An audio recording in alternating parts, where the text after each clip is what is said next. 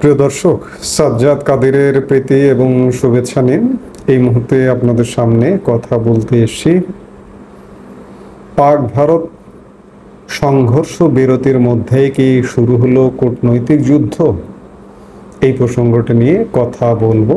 যে পাক ভারত ইতিমধ্যে সংঘর্ষ বিরতি হয়ে গেছে, আজকে 9-10 দিন হয়ে গেল। গত 10 তারিখ থেকে পাক ভারত যে সংঘর্ষটা শুরু হয়েছিল, 6 তারিখ দিবাগত রাতে, অর্থাৎ 7 তারিখ থেকে 10 তারিখ পর্যন্ত 4 দিনের যে সংঘর্ষটা হয়েছিল ভারত এবং পাকিস্তানের মধ্যে, এখনো পর্যন্ত দেখছি যে আমরা সংঘর্ষটা বিরতি আছে এবং বিরতিটা চলমান।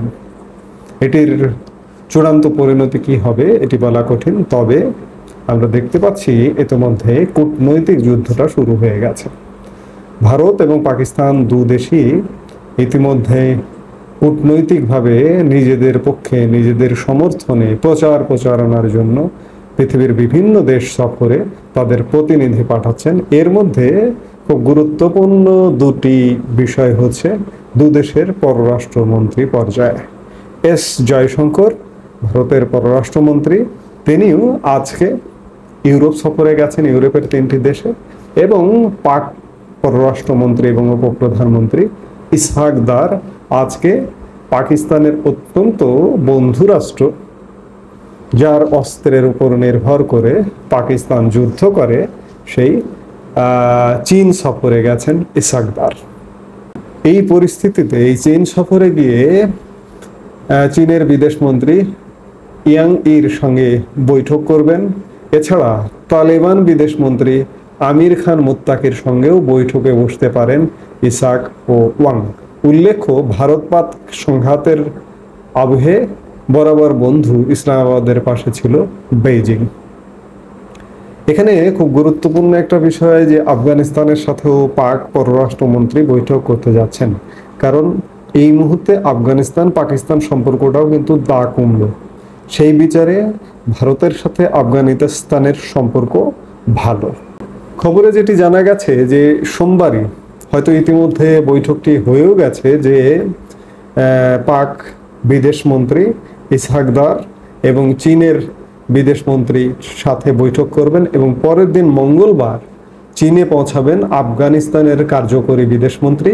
ওই দিন ত্রিপাক্ষিক বৈঠক হবে বেজিংয়ে। সুরক্ষা ক্ষেত্রে 3 দেশের সহযোগিতা এবং ভারত পাক সংঘাতের আবহে বাণিজ্য চালিয়ে যাওয়া নিয়ে এই বৈঠকে আলোচনা হবে বলে জানা গেছে। উল্লেখ্য, দিন কয়েক আগে ভারতের বিদেশমন্ত্রী এস জয়শঙ্করের পাশে থাকার আশ্বাস দিয়েছিলেন তালিবান বিদেশমন্ত্রী। আসলে কি ঘটতে যাচ্ছে পর্দার আড়ালে এটিও বলা কঠিন। এদিকে আবার ভারতের পররাষ্ট্রমন্ত্রী এস জয়শঙ্কর সংঘর্ষ বিরতির পর এই প্রথম বিদেশ সফরে যাচ্ছেন। সোমবারই তিনি 6 দিনের সফরে নেদারল্যান্ডস, ডেনমার্ক ও জার্মানি, এই 3টি দেশের বিদেশমন্ত্রীদের সঙ্গে কৌশলগত অংশীদারিত্ব ও অর্থনৈতিক বিনিময় নিয়ে পৃথক পৃথক দ্বিপাক্ষিক বৈঠক করবেন এস জয়শঙ্কর। সেই সঙ্গে পাকিস্তানের সীমান্ত সন্ত্রাস রোধে ভারতের নতুন নীতি সম্পর্কে মূল্যায়ন এবং ভাষ্য ইউরোপের এই গুরুত্বপূর্ণ দেশগুলির নেতৃত্বের কাছে তুলে ধরাও তার অগ্রাধিকারের মধ্যে রয়েছে। এস জয়শঙ্করের জার্মানি সফরটা ছিল পহেলগাঁও হামলার আগেই নির্ধারিত, কিন্তু হামলাটা হবার ফলে সফরটি পিছিয়ে গেছে। পরে বাকি 2টি দেশ যুক্ত হয়েছে। ভারতের কূটনৈতিক বার্তা সার্বিকভাবে ইউরোপের কাছে আরও বেশি করে পৌঁছানোর জন্য এই পদক্ষেপ এমনই মনে করা হচ্ছে।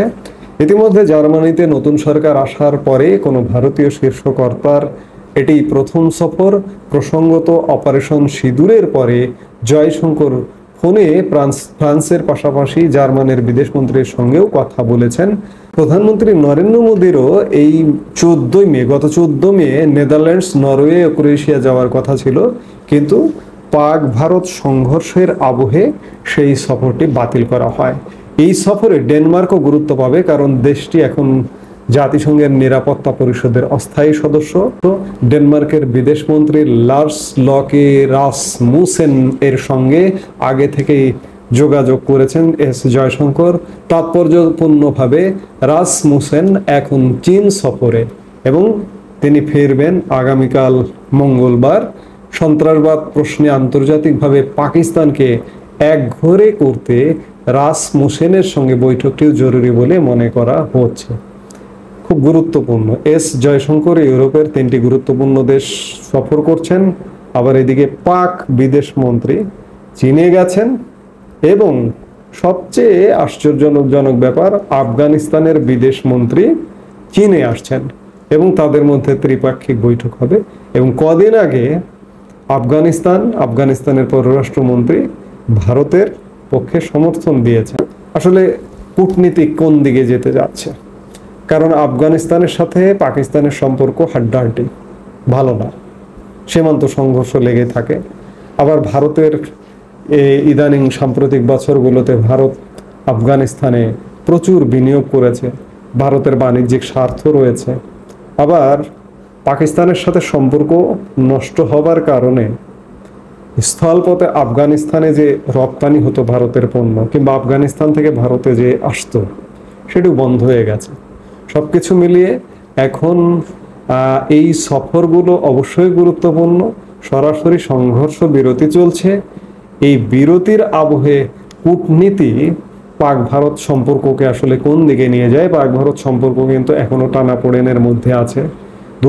দুদেশকে যে অবরোধগুলো আরোপ করেছিল সেই অবরোধগুলো এখনো পর্যন্ত জারি আছে, বহাল আছে। বিশেষ করে পাকিস্তান ভারতের সিন্ধুর জলবন্টন চুক্তিকে কোনোভাবেই ভালোভাবে নিচ্ছে না বা নেবে না এবং এখনো বিভিন্ন আলাপ আলোচনায় এটি তুলছে। এটি শেষ পর্যন্ত দেখার বিষয় যে আসলে পাক ভারত সম্পর্কটা শেষ পর্যন্ত কোন দিকে মোড় নিচ্ছে এবং এটি কিভাবে পরিসমাপ্তি হচ্ছে সেটি দেখবার জন্য আমরা অপেক্ষা করব নিশ্চয়ই এবং দেখব কি হয়। এই মুহূর্তে এ পর্যন্তই। সবাই ভালো থাকুন, সুস্থ থাকুন। আমাদের ভিডিওগুলো নিয়মিত পেতে সাবস্ক্রাইব করুন Sajjad Kadir and the legends YouTube channel এবং লাইক, কমেন্ট, শেয়ার করে সাথে থাকুন।